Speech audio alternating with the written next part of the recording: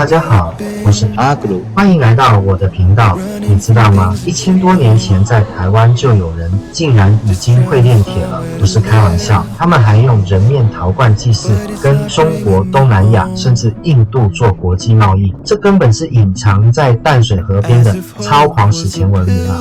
今天我们就来北台湾唯一座考古博物馆13行博物馆，还要冲进旁边的新北考古公园挖宝，然后直奔超疗愈的卡兹爆米花观光工厂边吃爆米花边，回味千年历史。准备好了吗？时光机启动，跟我们一起穿越过去啦！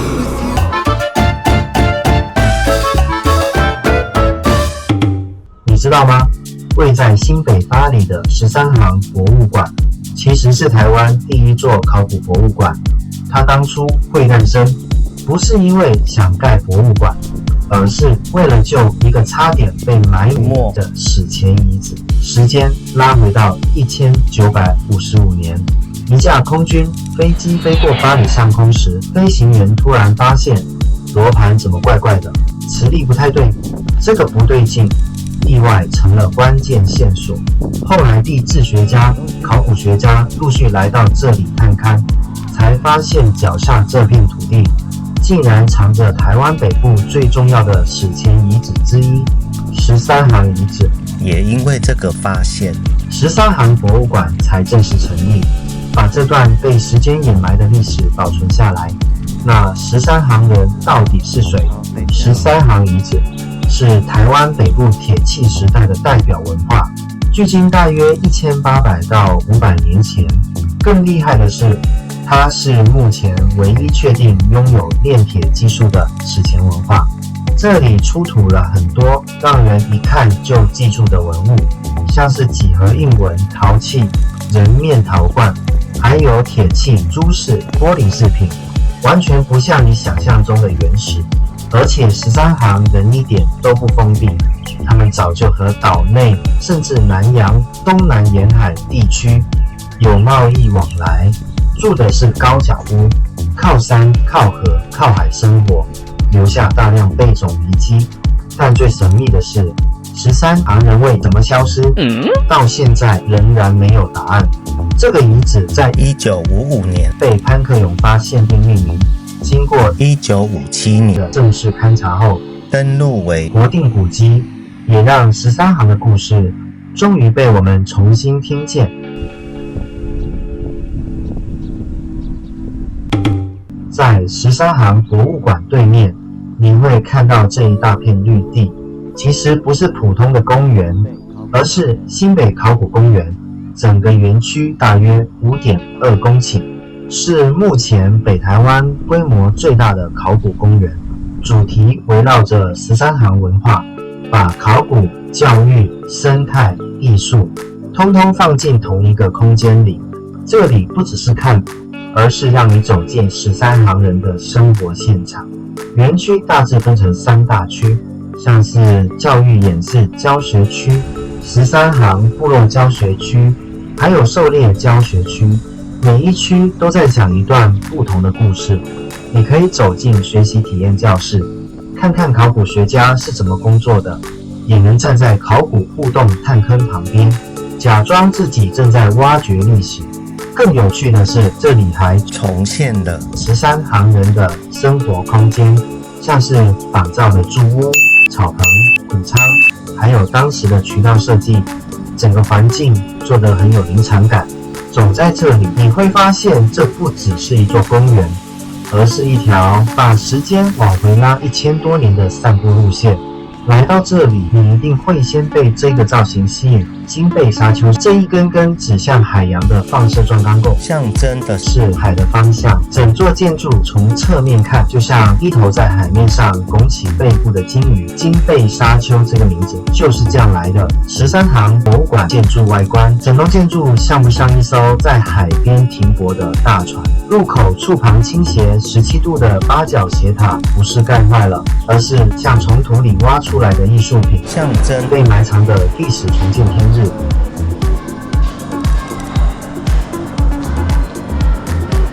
现在看到这一面壁身凹陷的墙壁，看起来有点像被切开的地层。这面墙其实是在展示一个很重要的概念——文化层。那什么是文化层呢？你可以把它想象成人类生活留下来的时间切片，每一层土都记录一个时代的人在这里生活过的痕迹，像是陶片、工具、贝壳、灰烬，甚至是房子倒塌后留下的痕迹。时间一久，新的生活盖在旧的生活上，就像一本书一页一页往上叠，于是形成了现在看到的文化层。考古学家只要看这些层次的顺序，就能知道哪一层比较早，哪一层比较晚，也能拼凑出人们生活方式的改变。13行博物馆在这里重现13行发掘的考古探坑模型，看看考古学家如何进行考古发掘工作，是不是很像电影《古墓奇兵》《水果传奇》的场景呢？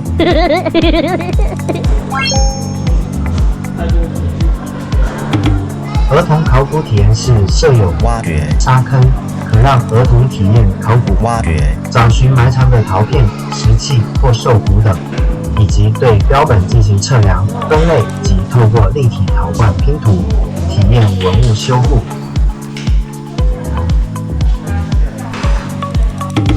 考古工作站详细介绍标本特色以及人类制作生活物件的技术，透过观察及动手触摸，了解考古学家如何运用科学方法认识过去。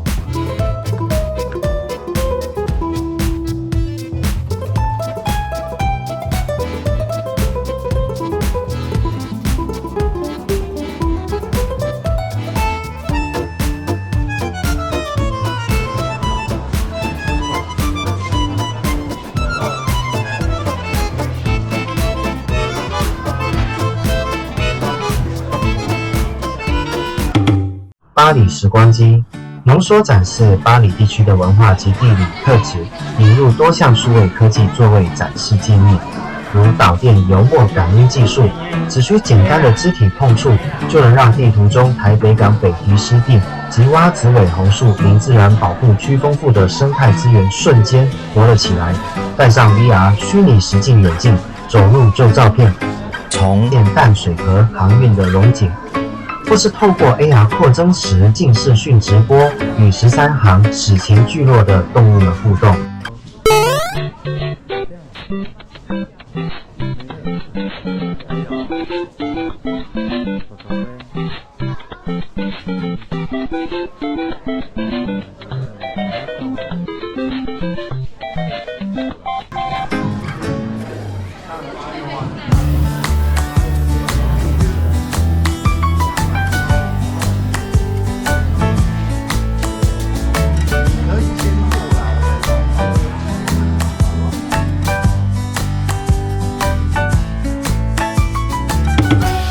13行生活有系统地展出国定13行考古遗址文物，以深入浅出方式介绍史前13行人的生活资源、精湛工艺技术、贸易及生活样貌。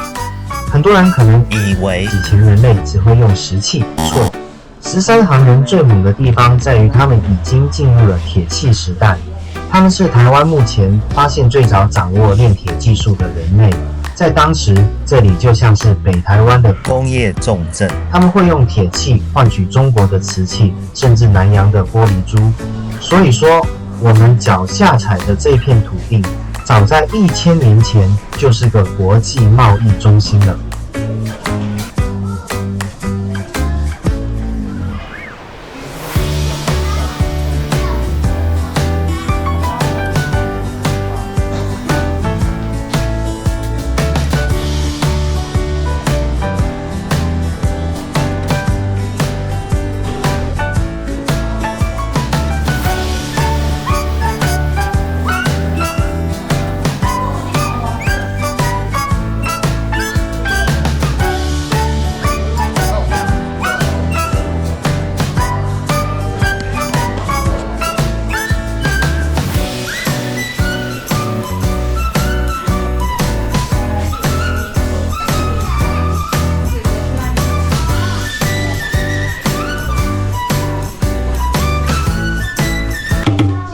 走进这个空间，你会发现这里不是先看，而是先听。这一区叫做南岛之音。你现在听到的声音不是背景音乐，而是来自南岛语族世界的歌声节奏，还有跟海一起生活的声音。南岛民族的故事从来就不是写在书里，而是唱出来的。对他们来说，歌声不只是娱乐，而是记忆，是历史，也是把族群故事一代一代传下去的方法。在这片声音里，你可以想象船只出航前的祈祷，在海上划桨的节奏，夜晚围着火堆的歌唱。13行人虽然生活在北台湾，但他们同样是海洋的孩子。透过这些声音，我们会发现，他们和南岛世界之间其实有着相同的节奏。这一刻，不用急着理解每一段旋律的意思，只要闭上眼睛听，你会感觉到海一直都在。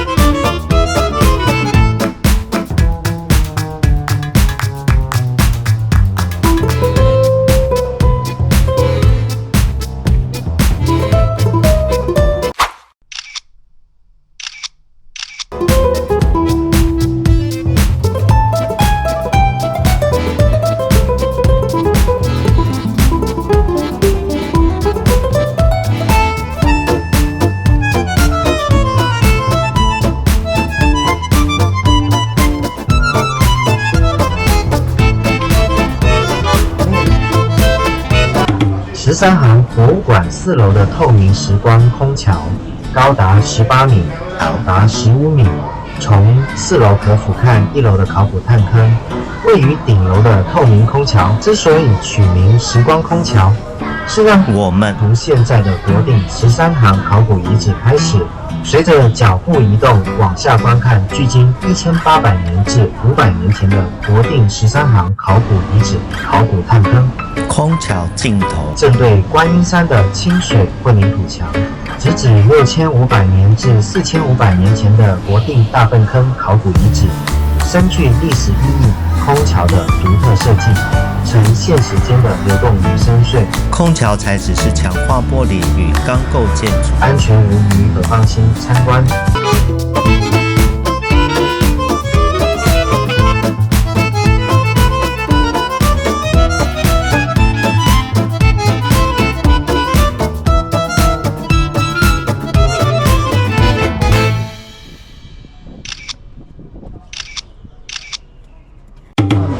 踏进来，空气中满满都是爆米花的甜香，瞬间把人从史前时代拉回到现代零食宇宙。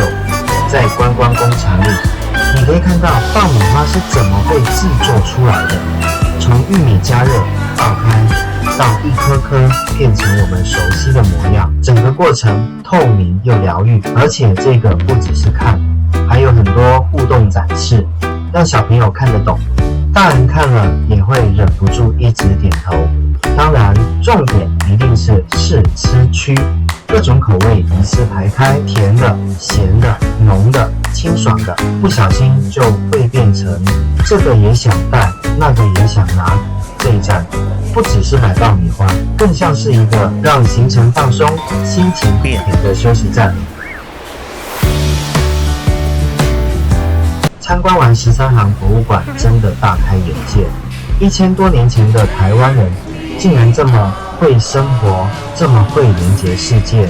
13行博物馆不只是一座博物馆，更是一趟穿越时空的探险。好啦，13行博物馆就到这啦。喜欢这一集的话，记得按赞留言，告诉我你最震撼哪个部分，也别忘了订阅开小铃铛。我是马布，我们下次影片见。